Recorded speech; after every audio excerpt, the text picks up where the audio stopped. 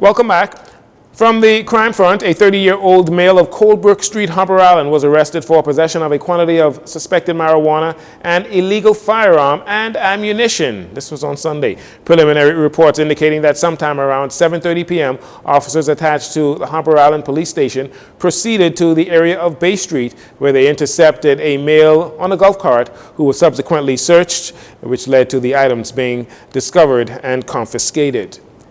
Meantime, a 61-year-old American from St. Augustine, Florida, was arrested for possession of an illegal firearm and ammunition on Saturday. Police say sometime around noon, officers attached to the South Bimini Police Station received reports that while being screened by airport security, the items were discovered in the man's luggage. Investigations continue into these matters.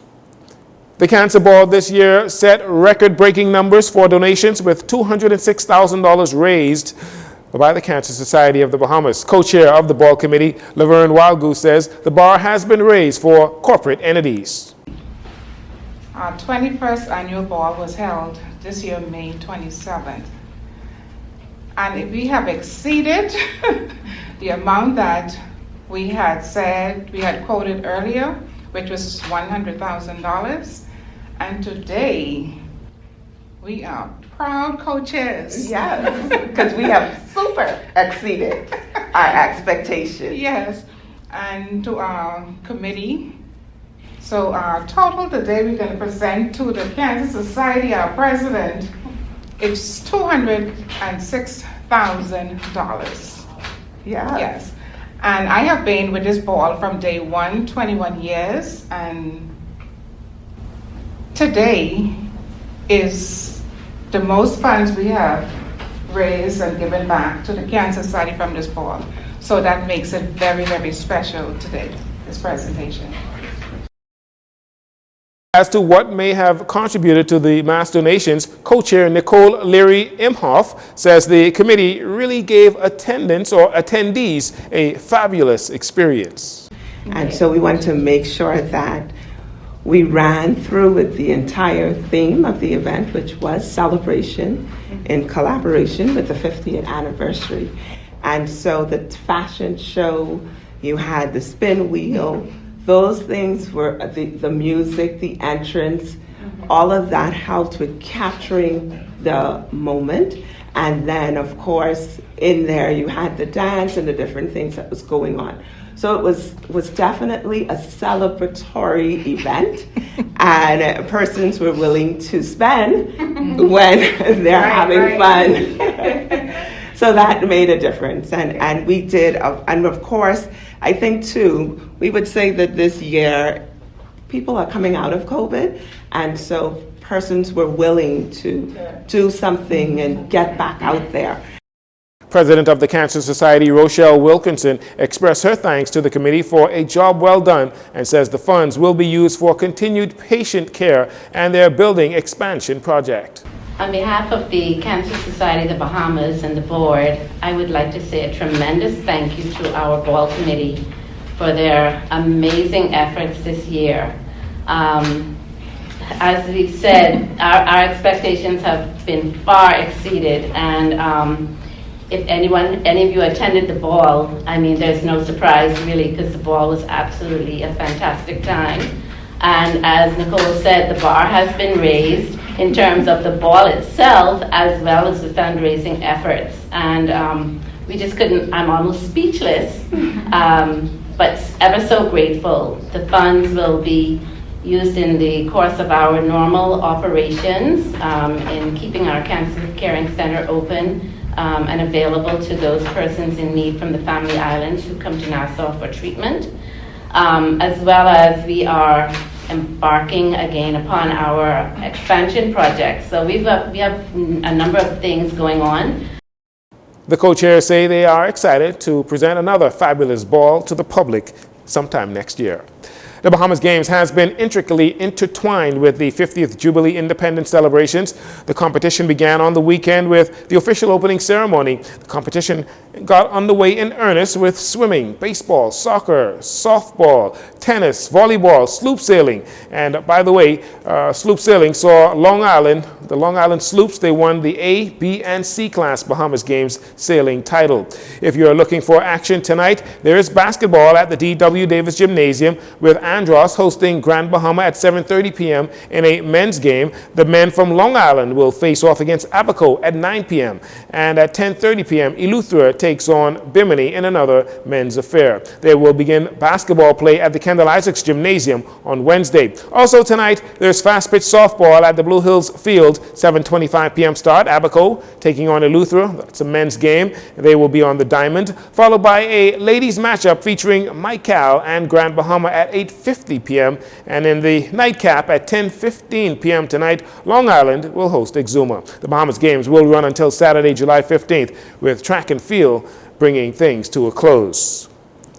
And finally, in celebration of the country's 50th independence, Shakespeare in Paradise Theater Festival, in partnership with the Dundas Center for the Performing Arts, has been showcasing a year of Bahamian theater featuring life and culture from the various decades here in Bahamian history.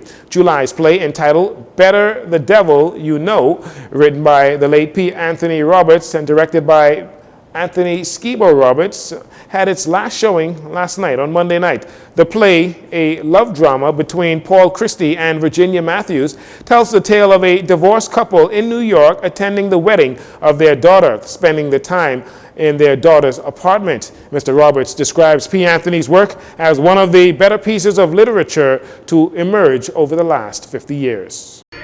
A woman falls in love with a man, and they have an experience, right? And suddenly that experience ends, and the whole life is shattered, so to speak. And not for 25 years, but for some 10, 12 years she's living. Mind you, she gets married and she thinks her life is going on, but the essence of who she was and what she can be, while she's aware of, she can't really pull it together. Okay? And this story, Better the Devil You Know, is this woman's journey from that heartache of a divorce and a remarried and a divorce, and a journey back to where she retraced her steps to where she first found her love. And in the 3 days she spent with the man that she loved, she finally got it to what it is. Mr. Roberts himself was the main character of the play almost 30 years ago. He recalls his time spent with Bahamian legend as he sought to grasp a better understanding of the character he played.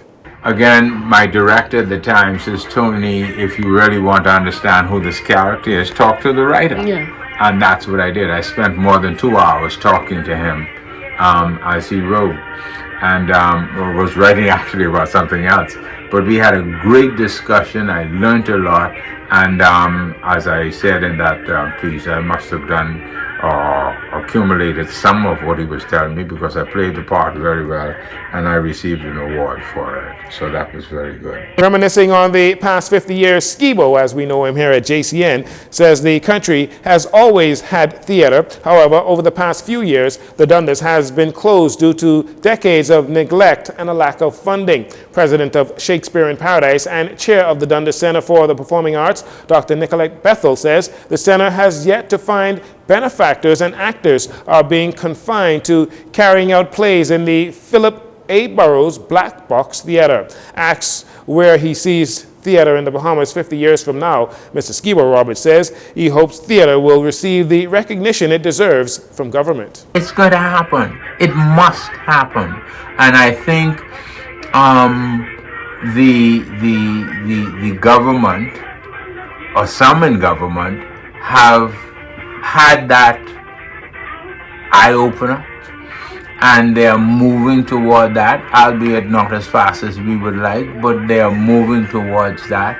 the university is established, and that an institution such as that brings and what they do lends credibility to what we hope can happen. So yes, it's something that's going to happen. I believe it's going to happen, and those of us who are in the industry are very optimistic that one day, and it's going to happen. We have Betty Knowles used to be our old manager, and she has passed on. But if I am alive, I will remember, when it happens, I will remember Betty Knowles, because it's something that she believed in. The next play by Shakespeare in Paradise will take place in August, entitled Miss Ethel's Kitchen and Mr. Speaker, written by Patrick Ramming.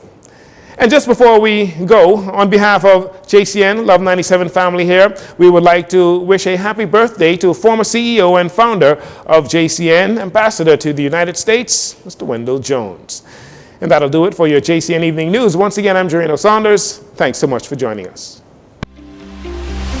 This segment of the news has been brought to you by Sun Oil Limited.